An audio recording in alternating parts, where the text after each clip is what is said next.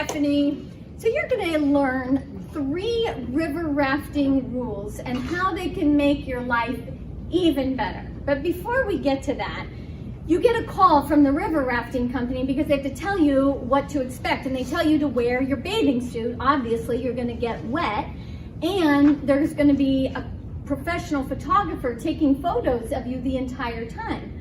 So I don't know about all of you, but I always choose cute over comfort. So I get in my best bathing suit. I took a lot of time, you know, getting all dolled up. I get my makeup on. I feel like I'm looking pretty hot. Pretty much I looked like this, okay? In my mind, this is what I look like. In reality, here's what I really look like. My husband likes a bulky kind of a gal. So you get on this raft, and there were 8 of us. It was my husband, my daughter at the time, she was 14, and then our other friends, Rod and Crystal, and their 3 kids. So it was 8 of us, and then our guide, Keith. And Keith says, okay, before we even do anything, 3 rules. Number 1 rule, keep paddling. He said, because you're gonna get in some really calm water, and you're gonna think that you don't need to paddle, but you have to keep paddling because you gotta get to the good stuff. Then we're gonna get to some really rough water, the rapids, and this is going to overwhelm you. And you are gonna want to not paddle because you're gonna be scared. But this is when you really have to dig in and keep paddling. Isn't that so much like life, right?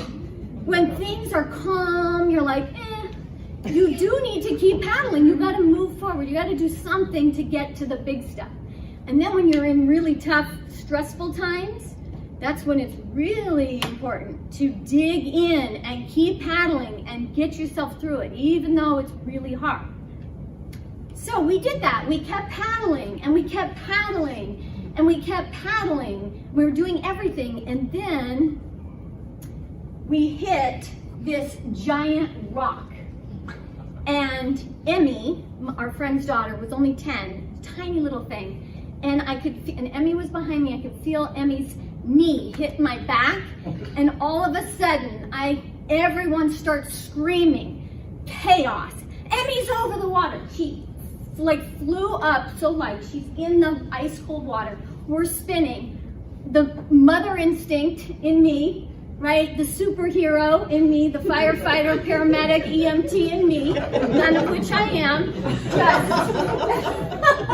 without hesitation. Everyone's chaotic. Without hesitation, I reach in, I grab her, I fling her over. She makes it in the raft. Oh my God. In my mind.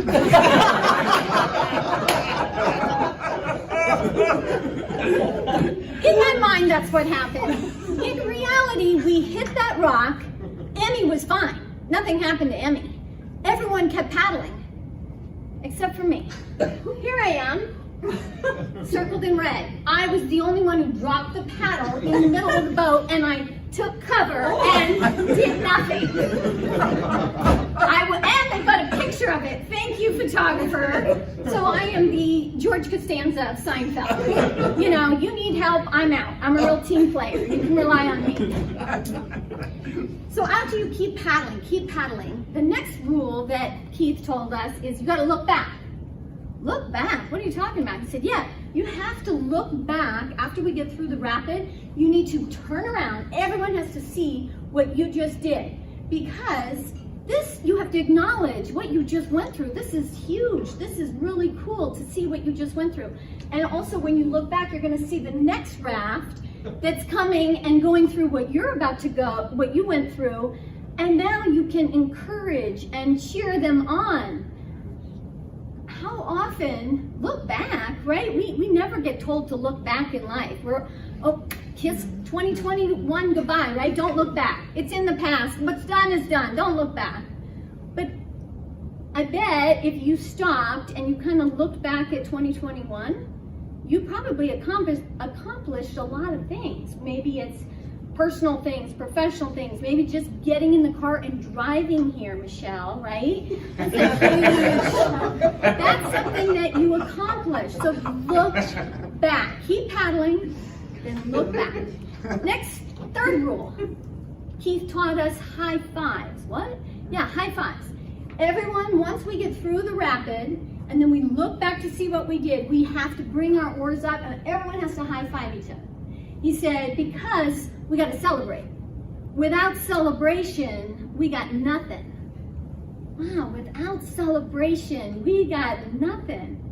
So how often are you celebrating your wins? How often are you patting yourself on the back? Probably, I'm gonna guess, probably not very often. You win best table topic or best speech, you should celebrate that.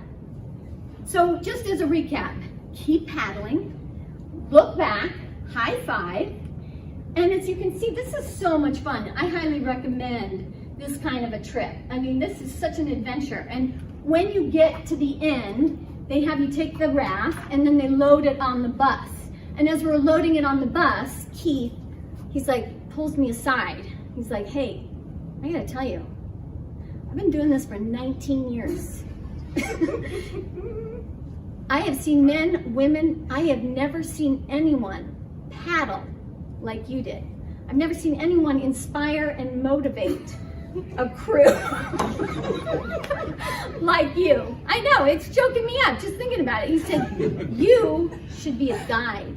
You're that good. I'm like, oh my God, but I'm so good at so many things. You know? In my mind. That's what Keith said. In reality, he just kind of motioned to the bus and he said, watch your step, and don't forget to put money in the tip jar. That's